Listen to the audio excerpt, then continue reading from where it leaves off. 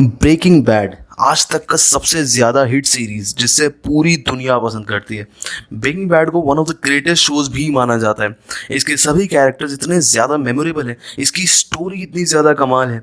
Breaking bad में हम देखते हैं कि कैसे एक केमिस्ट्री टीचर जिसे लंग कैंसर होता है वो अपने फैमिली के लिए कुछ पैसे कमाना चाहता है, जिसकी वजह से वो ड्रग बिजनेस में आता है और कैसे वो सबसे बड़ा ड्रग लॉर्ड बनता है। और जब वो उस लेवल पे होता है तब उससे ज़्यादा खतरनाक मॉन्स्टर कोई नहीं होता। ये स्टोरी के 5 सीजन हैं इन टोटल और 62 एपिसोड्स हैं। इस स्टोरी को हम कंप्लीट एक्सप्लेन करने की कोशिश करेंगे इस चैनल पे। बिलीव मी गाइस, ये स्टोरी कोई आम स्टोरी नहीं है। इसकी व्यूअरशिप सबसे ज़्यादा अमेजिंग है। IMDb पे इसकी 9.4 की रेटिंग है, जो कि one of the most highest है। साथ ही if आप चेक करें कि बेस्ट एपिसोड आज तक का कौन सा है, तो आप देखेंगे कि ओज़िमांडिस, जो कि इसके 5th सीजन का 14th एपिसोड है, यानी आज तक का सबसे बेस्ट एपिसोड भी ब्रेकिंग बैड का ही एक एपिसोड है। इसे 10 में से 10 की रेटिंग दी गई है ऑडियंस के द्वारा, यानी दुनिया का बेस्ट एपिसोड ओज़िमांडिस भी ब्रेकिंग बैड का ही एपिसोड है। इस स्टोरी में आपको इनके कैरेक्टर से इतनी ज़्यादा अटैचमेंट हो जाएगी। इनके डायलॉग्स, एक्टिंग, कैरेक्टर डेवलपमेंट सब एकदम अमेजिंग है। बट एक बात ये है कि आपको इसकी स्पीड शुरू में स्लो लग सकती है, बिकॉज पहले सीजन में वॉल्ट का कैरेक्टर धीरे धीरे डेवलप होता है, जहाँ हम देखते हैं कि कैसे एक केमिस्ट्री टीचर ड्रग्स की दुनिया में धंसता जाता है। सो आपको स्पीड के साथ एडजस्ट होना पड़ेगा, बट इसकी कंप्लीट स्टोरी जानने के बाद आपको मज़ा आने वाला है। सो शुरू करते हैं इस स्टोरी के साथ ब्रेकिंग बैड का सीजन 1।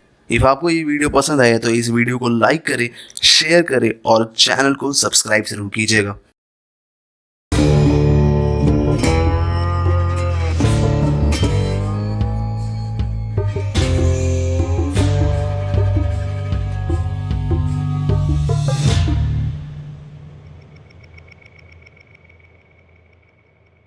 इस एपिसोड की शुरुआत में हम देखते हैं कि वॉल्टर वाइट और जेसी पिंकमैन एक गाड़ी में होते हैं।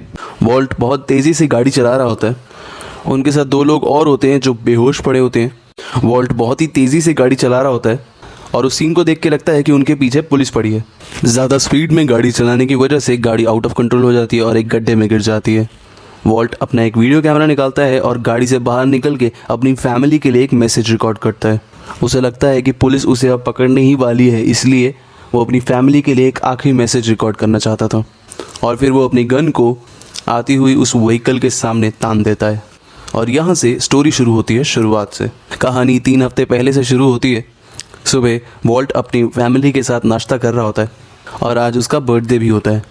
वॉल्ट की वाइफ स्काइलर उसे आज घर पे जल्दी आने को कहती है क्योंकि आज उसका बर्थडे होता है और उसने एक सरप्राइज़ प्लान किया होता है। साथ ही हमें यह भी पता लगता है कि वॉल्ट का बेटा वॉल्टर जूनियर हैंडीकैप्ड होता है। नेक्स्ट सीन में हम देखते हैं कि वॉल्ट अपने बेटे के साथ स्कूल पहुंचता है। वॉल्ट एक स्कूल टीचर होता है। वो अपने स्कूल में केमिस्ट्री पढ़ाता है। उसकी क्लास में एक बच्चा उनसे बदतमीज़ी से बात करता है, लेकिन फिर भी वो उस बच्चे से पोलाइटली बात करता है और उसे अपनी सीट पे बैठने को कहता है। वॉल्ट एक्स्ट्रा इनकम के लिए स्कूल के बाद एक कार वॉश में भी काम करता है। वॉल्ट वहाँ पे कैश काउंटर संभालता है, लेकिन उसका बॉस उसे उस दिन कार वॉश करने के लिए भी बोलता है क्योंकि उस दिन स्टाफ कम आया था। वॉल्ट वहाँ पे गाड़ियाँ धोने लगता है और जब वो गाड़ियाँ साफ़ कर रहा होता है तब वहाँ पे क्लास का वही बदतमीज़ बच्चा भी मौजूद होता है और वो वॉल्ट की वीडियो बनाने लगता है और साथ ही उसका काफ़ी मजाक भी उड़ाता है। जब वॉल्ट अपने घर आता है तो उसकी वाइफ स्काइलर ने एक कमाल की सरप्राइज़ पार्टी प्लान की होती है। वहाँ पे स्काइलर की सिस्टर मरी और उनका हस्बैंड हैंक भी मौजूद होते हैं। हैंक DEA के लिए काम करता है, यानी ड्रग एनफोर्समेंट एडमिनिस्ट्रेशन के लिए काम करता है। टीवी पे हैंक की एक ड्रग रेड के बारे में बताया जा रहा होता है और उस ड्रग रेड में बहुत पैसा बरामद हुआ था। उस रेड का साइज़ लगभग $700 का था, यानी $7 लाख। हैंक वॉल्ट से कहता है कि इतना बड़ा अमाउंट काफ़ी कॉमन है इतनी बड़ी ड्रग रेड्स में, और हैंक अगली रेड में वॉल्ट को भी इनवाइट करता है। और साथ ही हमें यह भी पता लगता है कि स्काइलर प्रेग्नेंट होती है और वो एक बेबी को एक्सपेक्ट कर रहे होते हैं। नेक्स्ट दिन वॉल्ट कार वॉश में काम कर रहा होता है और वो खांसने लगता है, साथ ही चक्कर खा के नीचे गिर जाता है। जब डॉक्टर्स वॉल्ट को चेक करते हैं तब हमें पता लगता है कि वॉल्ट को लंग कैंसर है। साथ ही उसके पास जीने के लिए ज़्यादा वक्त नहीं है, लगभग कुछ ही साल का वक्त है। वॉल्ट इस चीज़ के बारे में अपने घर पे किसी को नहीं बताता। नेक्स्ट सीन में वॉल्ट अपने कार वॉश में काम कर रहा होता है। उसका बॉस उसे फिर से कार वॉश करने को कहता है। इस बात को सुनते ही वॉल्ट गुस्सा हो जाता है और वहाँ से जॉब छोड़ के चला जाता है। अब वॉल्ट काफ़ी टेंशन में होता है क्योंकि उसे मरने का डर होता है और वो सोच रहा होता है कि जब वो मर जाएगा तो उसकी फैमिली का क्या होगा।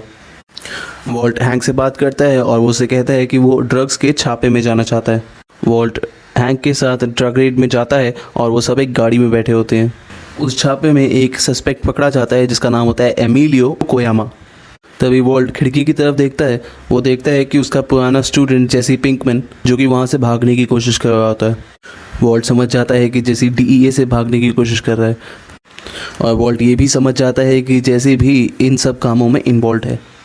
वॉल्ट अपने स्कूल के रिकॉर्ड्स चेक करता है और जेसी पिंकमैन का पता निकालता है।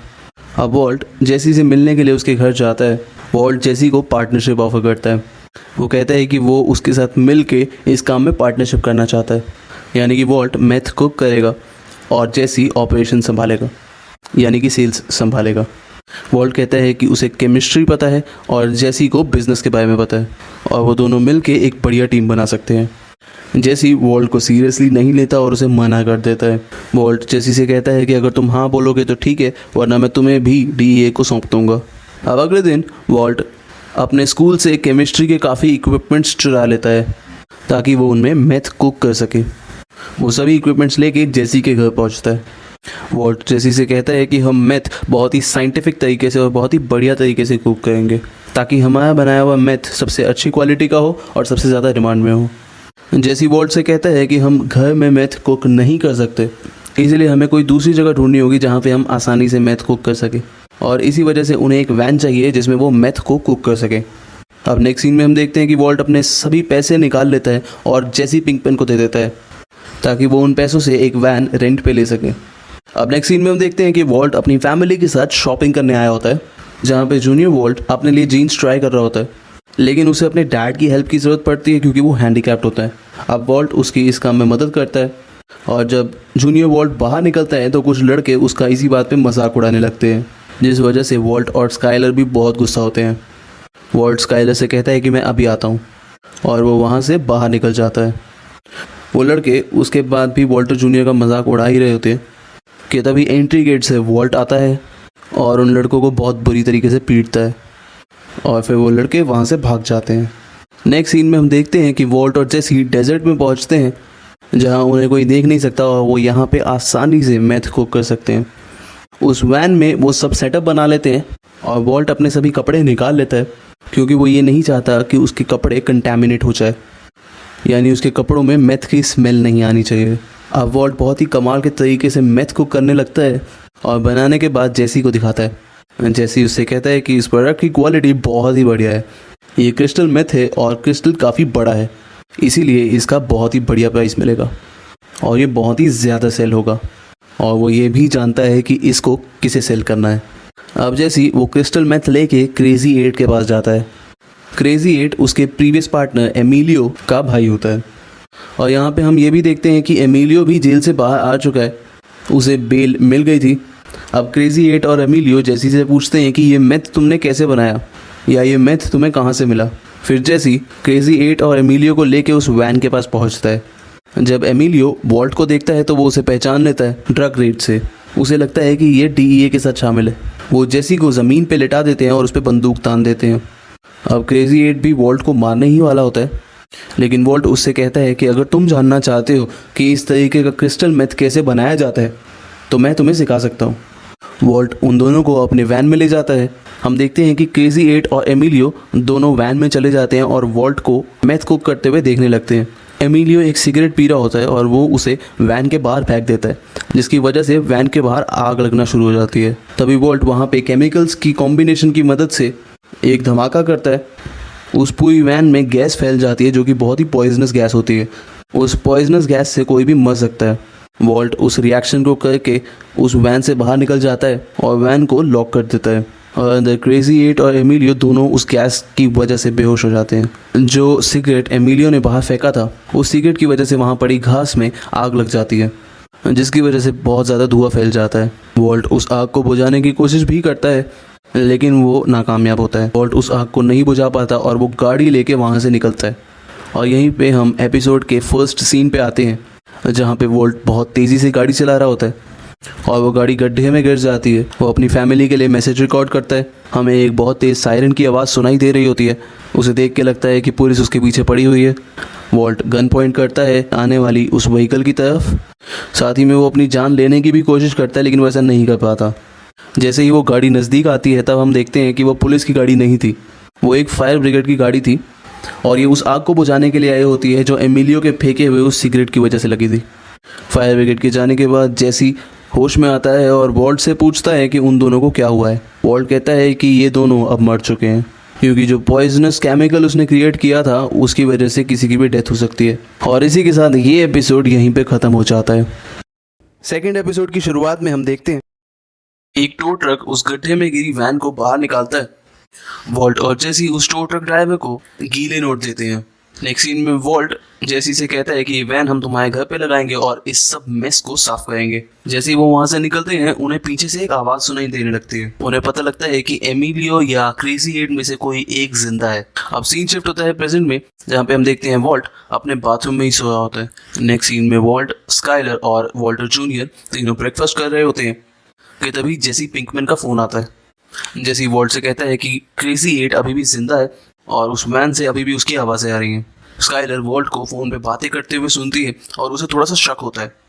इसीलिए वॉल्ट के जाने के बाद स्काइलर फिर से उसी नंबर पे रीडायल करती है और जेसी का वॉइस मैसेज स्काइलर सुनती है और उसे मालूम चलता है कि वॉल्ट आजकल जेसी से मिल रहा है और वो और ज़्यादा सस्पिशियस हो जाती है। नेक्स्ट सीन में हम देखते हैं कि वॉल्ट अपने स्टूडेंट्स को पढ़ा रहा होता है। वॉल्ट अपने स्कूल से हाइड्रोफ्लोरिक एसिड चुरा लेता है। सीन शिफ्ट होता है जेसी के घर पे। जेसी अपनी चोट पे मेकअप लगा रहा होता है ताकि वो उसे कवर कर सके। तभी उसे वैन से कुछ आवाज़ें सुनाई देती हैं। जब वो वैन के अंदर चेक करता है तो वो देखता है कि क्रेजी एट वहाँ से भाग चुका है और वॉल्ट भी जेसी के घर के लिए निकल चुका होता है। उसी वक्त वॉल्ट को रास्ते में क्रेजी एट दिखता है। जब वॉल्ट क्रेजी एट से बात करने की कोशिश करता है तब क्रेजी एट वहाँ से भागने लगता है और पेड़ से टकरा के नीचे गिर जाता है। साथ ही हम देखते हैं कि स्काइलर उस कॉल को ट्रेस करने लग जाती है। नंबर ट्रेस करते वक्त जेसी का नाम और उसका पता स्काइलर को मिल जाता है। स्काइलर जेसी की वेबसाइट चेक करती है जहाँ पे उसे पता लगता है कि जेसी उस स्कूल में पढ़ा है जहाँ पे अभी वॉल्ट पढ़ाता है। स्काइलर समझ जाती है कि जेसी वॉल्ट का स्टूडेंट है। अब वॉल्ट और जेसी क्रेजी एट को ले जाके जेसी के घर के बेसमेंट में रखते हैं। अब वॉल्ट जेसी से पूछता है कि दूसरी बॉडी यानी एमिलियो सच में डेड है या वो भी जिंदा है। जेसी कहता है कि वो श्योर तो नहीं है लेकिन शायद वो मर चुका है। उसके बाद वॉल्ट जेसी से क्रेजी एट के बारे में पूछता है। जेसी कहता है कि क्रेजी एट बहुत ही खतरनाक ड्रग डीलर है और ये डिस्ट्रीब्यूशन लेवल पे काम करता है। इसका नेटवर्क बहुत स्ट्रांग है और ये बहुत ही खतरनाक है। साथ में जेसी ये भी कहता है कि अगर हमने इसे छोड़ दिया तो ये हम सबको मार डालेगा। वॉल्ट जेसी से कहता है कि एमिलियो की बॉडी को हम एसिड से मेल्ट कर देंगे। अब बेसमेंट से उन्हें क्रेजी एट की आवाज़ें सुनाई दे रही होती हैं। जेसी अपनी बाइक का लॉक लेके आता है और क्रेजी एट को उसकी गर्दन से एक पिलर के साथ लॉक कर देता है। अब इन दोनों के पास दो काम होते हैं। सबसे पहला एमिलियो की बॉडी को मेल्ट करना और दूसरा क्रेजी एट को ख़त्म करना। वॉल्ट कहता है कि हम कॉइन टॉस करेंगे और फिर डिसाइड करेंगे कि कौन क्या काम करेगा। जेसी टॉस जीत जाता है और वो चुनता है कि वो एमिलियो की बॉडी को ठिकाने लगाएगा और क्रेजी एट को वॉल्ट मारेगा। वॉल्ट जेसी को एक प्लास्टिक कंटेनर लाने को कहते हैं जिसमें उस बॉडी को इजीली मेल्ट किया जा सकता है। वॉल्ट ने साफ साफ मेंशन किया था कि प्लास्टिक का कंटेनर ही लाना है क्योंकि हाइड्रोफ्लोरिक एसिड प्लास्टिक को कोई इफेक्ट नहीं कर सकता। जेसी शॉप में जाता है और उसमें बैठ के चेक करने लगता है कि क्या इसमें एक पूरी बॉडी आ सकती है या नहीं, यानी एक पूरी डेड बॉडी फिट हो पाएगी भी या नहीं। दूसरी तरफ वॉल्ट ये सोच रहा होता है कि वो कैसे क्रेजी एट को मारेगा। तभी उसे एक आइडिया आता है कि वो प्लास्टिक के बैग से उसका दम घोट के उसे मार डालेगा। जब वो नीचे बेसमेंट में जाता है तो वो देखता है कि क्रेजी एट जागा हुआ होता है। क्रेजी एट वॉल्ट से कहता है कि उसे पानी चाहिए, उसका गला सूख रहा है। वॉल्ट ऊपर जाता है और क्रेजी एट के लिए पानी और कुछ खाने पीने की चीज़ें भी लेके जाता है। वॉल्ट क्रेजी एट को पानी, खाना, टॉयलेट पेपर और एक बाल्टी भी देता है, साथ ही उसे हैंड वॉश भी देता है। नेक्स्ट सीन में देखते हैं कि जेसी घर आ जाता है और वॉल्ट से पूछता है कि क्या उसने क्रेजी एट को मारा या नहीं। वॉल्ट जेसी से कहता है कि मैं ये काम बाद में करूँगा। नेक्स्ट सीन में हम देखते हैं कि स्काइलर और वॉल्ट स्काइलर की सोनोग्राफी के लिए जाते हैं। डॉक्टर उनको बताते हैं कि स्काइलर को एक बेबी गर्ल होने वाली है। स्काइलर और वॉल्ट ये बात सुन के बहुत खुश होते हैं, लेकिन इमीडिएटली वॉल्ट को ये भी ख्याल आता है कि उसके पास ज़्यादा वक्त नहीं है और वो अपने बच्चों को बड़ा होते हुए नहीं देख पाएगा। तब स्काइलर वॉल्ट से पूछती है कि जेसी कौन है। वॉल्ट स्काइलर से कहता है कि जेसी तो कोई भी नहीं है। स्काइलर वॉल्ट से कहती है कि उसकी वेबसाइट पे तुम्हारे स्कूल का नाम था, क्या ये तुम्हारा कोई स्टूडेंट है। वॉल्ट कहता है कि जेसी मुझे मैरिजुआना सेल करता है, यानी ड्रग्स सेल करता है। अब यहाँ से सीन शिफ्ट होता है जेसी के पास। जेसी वैन से एमिलियो की बॉडी को बाहर निकालता है और अपने घर की तरफ ले जाने लगता है। उसी वक्त स्काइलर उसके घर पे आ जाती है। स्काइलर को देख के जेसी घबरा जाता है, क्योंकि वो ये नहीं चाहता था कि स्काइलर उस बॉडी को देख ले। जेसी स्काइलर को वहीं पे रोकने की कोशिश करता है। स्काइलर जेसी को धमकाती है और उससे कहती है कि आज के बाद वो वॉल्ट को कभी भी मैरिजुआना सेल नहीं करेगा, और अगर उसने ऐसा कुछ भी किया तो वो अपने रिलेटिव हैंक को बता देंगी, जो कि एक डीईए एजेंट है। स्काइलर के जाते ही जेसी उस बॉडी को उठाता है और अपने बाथरूम में लेके जाता है, जहाँ पे वो उस बॉडी को अपने बाथटब में डाल देता है, और बाथटब में ही वो हाइड्रोफ्लोरिक एसिड भी डाल देता है। अब जैसी उस बॉडी को ऐसे ही छोड़ के नीचे पहुंचता है, उसके बाद वॉल्ट भी जेसी के घर पहुंचता है। जेसी वॉल्ट से पूछता है कि क्यों उसने अपनी वाइफ से झूठ बोला और मुझे उस झूठ में शामिल किया, और ये कहा कि मैं तुम्हें ड्रग सेल करता हूँ। वॉल्ट कहता है कि उसे यही जवाब कन्वीनियंट लगा। जेसी वॉल्ट से कहता है कि उसने डेड बॉडी को ठिकाने लगाने का प्रोसेस शुरू कर दिया है, लेकिन तुमने अभी भी क्रेजी एट को ठिकाना नहीं लगाया। साथ ही जेसी ये भी कहता है कि उसे एक बड़े साइज का प्लास्टिक कंटेनर नहीं मिला, इसीलिए उसने एमिलियो की बॉडी को अपने बाथटब में ही डाल दिया है और उसे मेल्टिंग के लिए छोड़ दिया है। ये सुनते ही वॉल्ट उस बाथटब को देखने के लिए भागता है। वो देखते हैं कि एमिलियो की बॉडी के साथ साथ वो बाथटब और पूरी छत का सिरेमिक भी मेल्ट हो जाता है। वो छत मेल्ट हो गई नीचे गिरती है, और साथ ही एमिलियो की डेड बॉडी खून से लथपथ नीचे ज़मीन पे गिरती है, और पूरी ज़मीन पे उसके ऑर्गन्स और खून फैल जाता है। पूरी बॉडी लिक्विफाइड हो चुकी थी और वो पूरा साइट देखने लायक भी नहीं था। इसी के साथ ये एपिसोड यहीं पे ख़त्म हो जाता है। एपिसोड 3 वहीं से शुरू होता है जहाँ पे पिछला एपिसोड खत्म हुआ था। यानी हम देखते हैं कि एमिलियो के डेड बॉडी के रिमेन्स पूरे फ्लोर पे फैल चुके थे, और जेसी और वॉल्ट दोनों मिलके उस फ्लोर को साफ कर रहे होते हैं। साथ ही हम देखते हैं कि ब्लड में मिक्स हुआ वो एसिड टपकता हुआ नीचे बेसमेंट में भी गिर रहा होता है। क्रेजी एट ये देख के समझ जाता है कि वॉल्ट और जेसी उसे भी मारने का प्लान कर रहे हैं। नेक्स्ट सीन में हम देखते हैं कि स्काइलर और मरी आपस में बात कर रहे होते हैं। स्काइलर वॉल्ट के इस स्ट्रेंज बिहेवियर से काफ़ी परेशान होती है। स्काइलर मरी को बताती है कि वॉल्ट मैरिजुआना ले रहा है, और इसी वजह से वो इतना अजीब बिहेव कर रहा है। नेक्स्ट सीन में हम देखते हैं कि वॉल्ट क्रेजी एट से मिलने नीचे बेसमेंट में आता है और उसकी टॉयलेट की बाल्टी को फ्लश करता है।